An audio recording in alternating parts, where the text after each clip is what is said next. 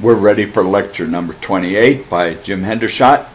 The topic of this is the PM synchronous design theory for surface PM and internal PM rotor types of brushless motors. The inner, outer, axial surface PM motors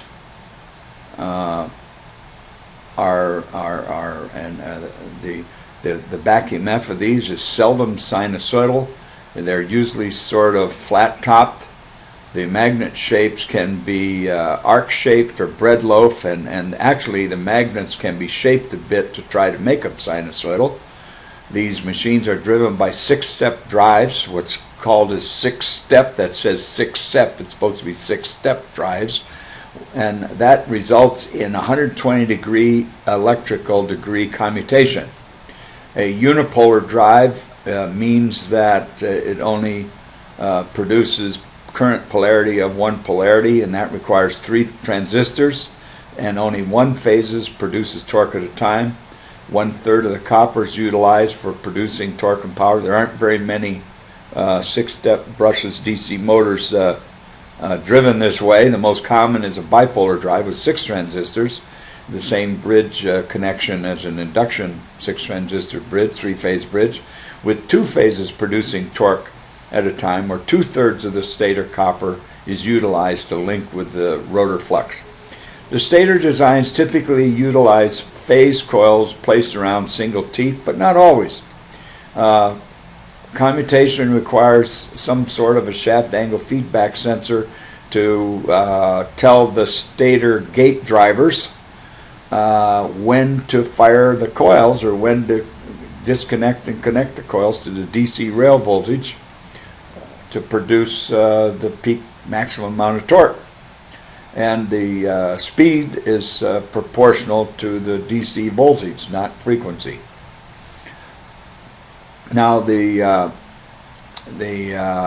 PMAC machine, as opposed to the PMDC machine, they're really the same motor, but the name got changed because of the way they're driven. The IPM motors, or inner mounted magnets, internal magnets, that's what a lot of these are. You can drive a motor with a AC drive and call it a PM synchronous machine, whether the magnets are on the surface of the rotor or whether they're on the inside of the rotor. That's what this says. The sinusoidal back EMF is usually required with minimum harmonic content. The surface magnet configuration can be arc-shaped or bread loaf. The internal magnet shapes are usually simple rectangular slabs or blocks. The sinusoidal driven motor can be driven with hysteresis control. The important thing about this sine wave control is its commutation is full commutation of all 3 phases all the time with 6 transistors, and all 3 phases produce torque, and 100% of the copper is utilized for producing torque and power, as opposed to the PMDC 6-step version where only 66.66% of the copper is utilized for producing torque.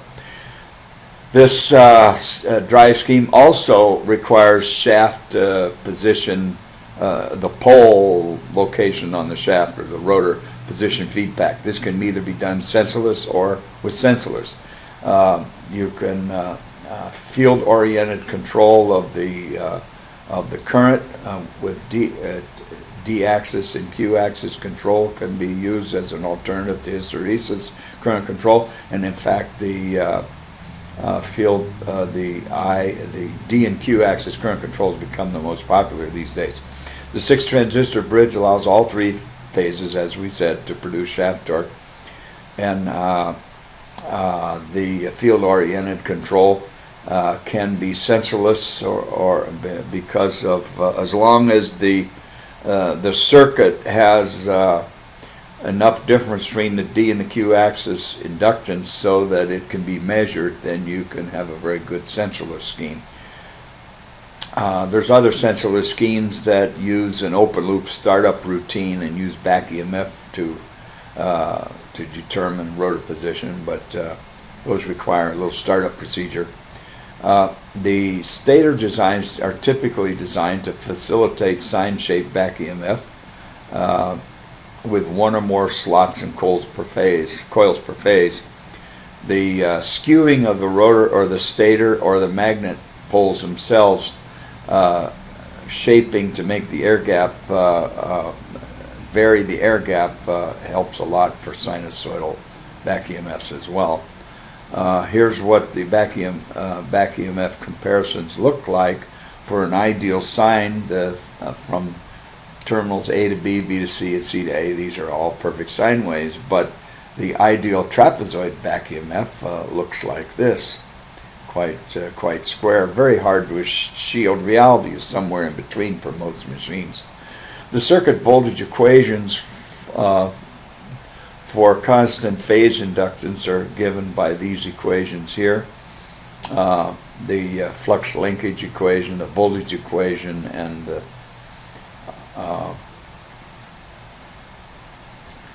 it's not necessary to use these equations for the initial design process. A simple back EMF equation can be used for sizing the design for effective turns, but an FEA analysis is used for final machine design analysis, particularly the IPM types. You don't need to use FEA for the 6-step motors to accurately predict performance, except for cogging torque. You need FEA for that. The voltage and torque relationships for PM brushless machines is a very important topic. The industry has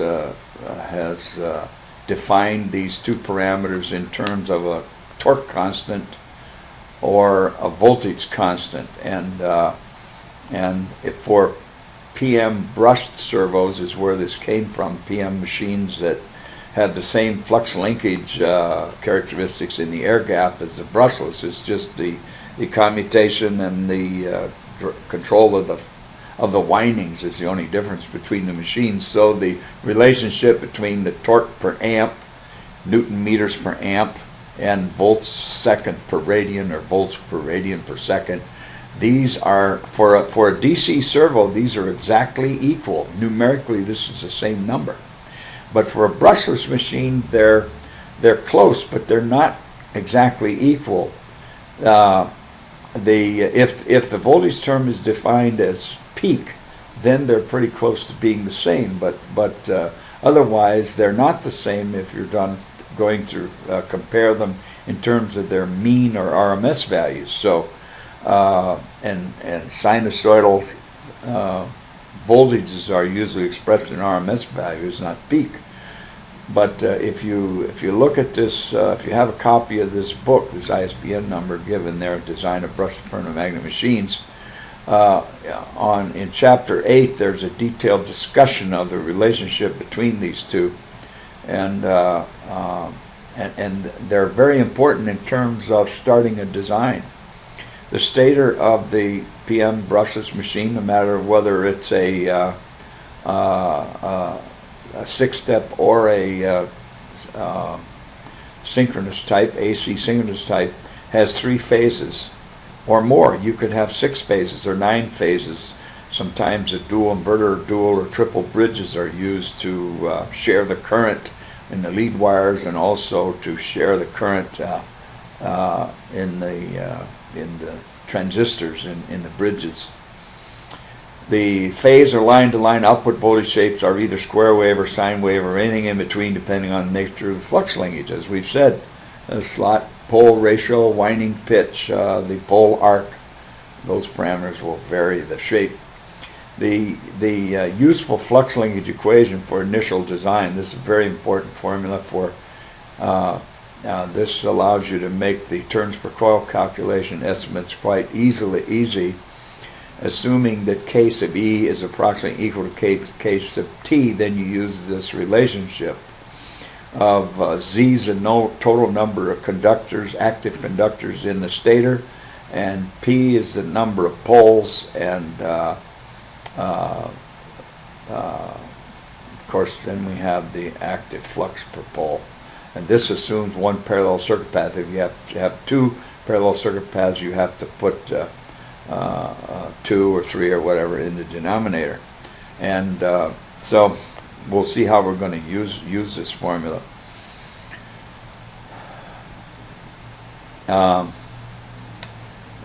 We've repeated our formula here again, and K sub T is a total.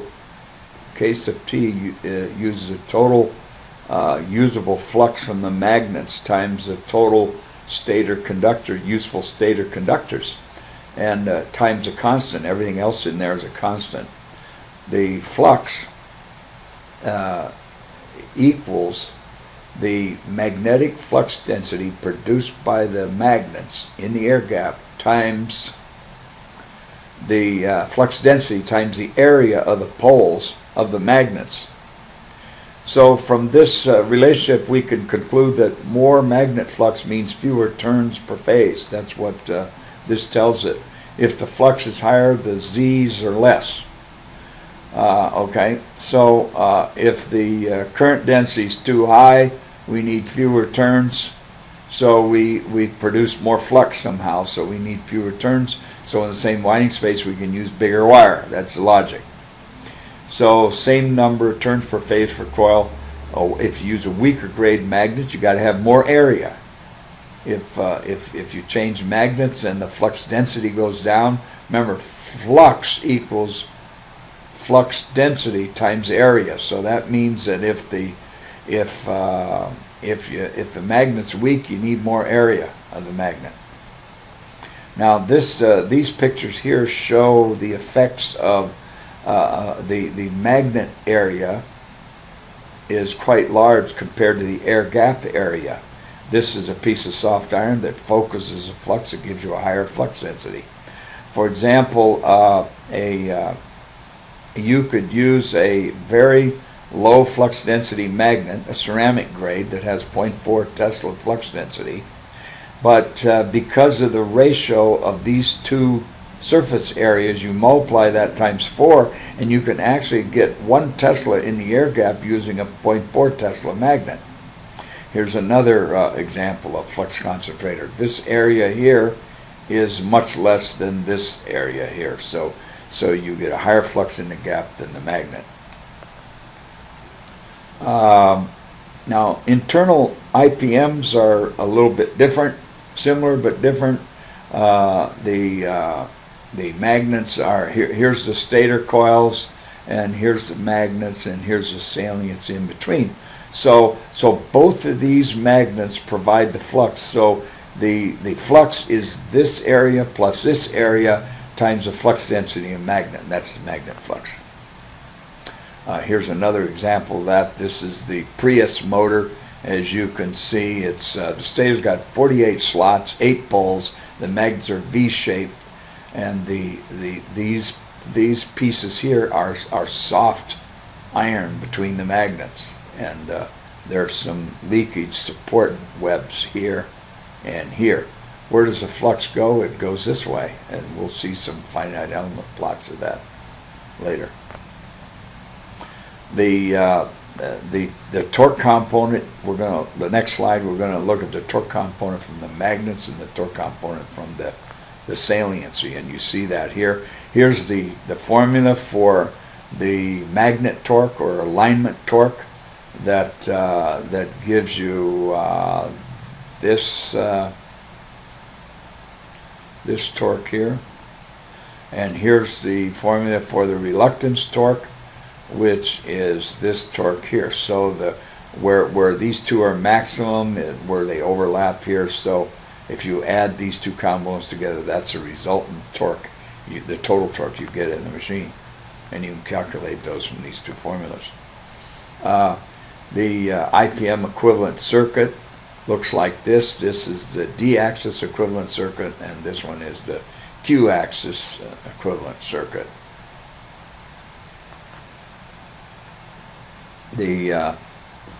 Here's a comparison of the air gap flux versus the magnet grade, and you can see here this is courtesy of Don Novotny and Tom Johns from the University of Wisconsin, and this is a BH curve of a magnet where a ferrite magnet has been plotted on here, and a rare earth magnet has been plotted on here. So 1 Tesla versus about 0.4 Tesla here. And as you can see, if our operating load point is this line here, which is the permeance line, another way of defining that we've already discussed, but we can mention it again, is if you plot the air gap on the H-axis and the thickness of the magnet on the B-axis and project lines over to that, where they intersect would be the line intercept of the permeance of the air gap, the magnet versus the air gap thickness. You draw the load line to go through that point and continue it on up until it intersects whatever magnet plot you're looking at, and then project that over to here, and that's the flux you get. So the and if you move that line over to determine what the demagnetizing current is, you see. So this is the PM demagnetization curve and air gap load line for rare earth and ferrite, and you can see the advantage of the higher flux magnet material. This is at 1 temperature, I should point out. We'll talk about that later. The torque and voltage relationship for brushless permanent magnet machines that we talked about, the torque constant and the voltage constant are approximately equal.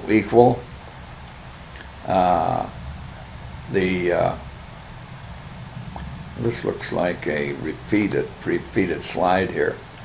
The peak motor voltage constant based on the peak flux linkage per phase is peak flux linkage equals the number of phases times the flux per pole. This becomes the average phase EMF during 120-degree commutation.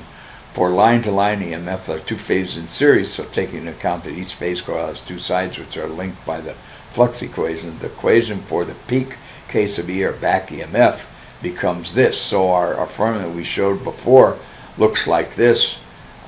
These are winding factors and flux linkage factors, and so this 2/3 here is because we're only using 2/3 of the Z, the number of conductors. Z is the turns per coil times the number of coil times 2, because there's 2 sides to each coil. And this is the flux in the gap per pole, and this is the number of poles. If you're talking about a unipolar machine or a delta connected machine, this 2/3 is replaced by 1/3. For the PMAC synchronous motor, this relationship doesn't hold exactly true for a couple of reasons, but it's very close and very useful for first approximations for the design process. But frequently in servo systems, these torque constant numbers were very important and used to determine in the control algorithms and in the controls. The case of T was one of the servo system transfer functions, and that value was used to multiply times current to determine the torque applied to the load. But you have to be careful about doing that with a sinusoidal machine. You have to correct the case of T value depending on how it's defined and what the shape of the back EMF looks like in the with the AC version of this. And I guess, as we know, any PM machine can be operated as a generator. This generator can have surface magnets or embedded magnets. The only difference is the power flow is reversed. It goes from motoring to generating instead of it's driven. It's motored. It's driven. So the power is reversed. The prime mover supplies the driving torque, and the back EMF proportional to RPM is produced from on the line-to-line terminals. The output voltages of each line-to-line leads can be rectified using a simple diode bridge or an active transistor rectifier circuit. Voltage regulation can be initiated by precisely controlling the speed of the prime mover, because we know that the output voltage of the PM generator is directly proportional to speed. To control the voltage, you would have to regulate the speed. So as the load increased, due to the voltage drop you would get from the generator, you'd have to increase the speed to maintain a constant voltage, and that is not easily done. So using prime mover speed control for voltage regulation of a generator is seldom used.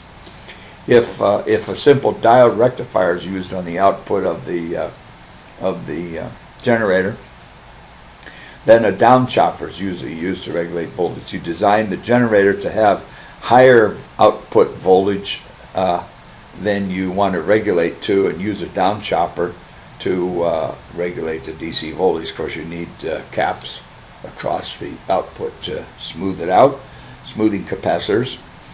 But if a active transistor bridge rectification is going to be used, then you design the generator to have an output voltage lower than what you want to regulate at, the value you want to regulate at, so you boost the voltage, and the voltage can be boosted as much as 100% by this method, I'm told.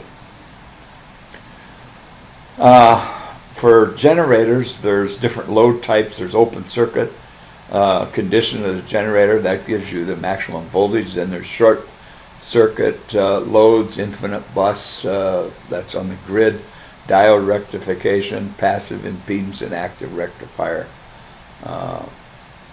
For diode rectifier with the down chopper, for the regulation of the EMF is designed to be 50%, 25 to 50% higher, as I said before, than the regulated voltage. For active transistor, the output of the generator can be 25 to 50% lower than the regulated DC voltage, as I said in the last slide. Surface PM generators exhibit the lowest voltage drop with load. IPM generators can exhibit considerable voltage drop with load as a function of load. Any permanent magnet motor will become a generator if it's commutated 180 degrees electrical from its motoring commutation. A permanent magnet synchronous generator regulation with diode rectification, the direct inductive resistive load or DC output regulated with transistor type down chopper. Here's our voltage and current relationships here. The active transistor bridge rectifier, the circuit looks like this. It looks just like a regular motor circuit. And the beauty of this type of regulation system, that if you have a prime mover that if you have a prime mover that needs starting or cranking, then you can use this type of a regulator as a motor drive inverter to use the generator as a starter. This is done for jet engines for sure. The permanent magnet generator load power factor and regulation. Here's the wind turbine application, permanent magnet generator connected with infinite bus, and here's the voltage a set of voltage regulation curves typical with a lagging power factor. The formulas for the output power.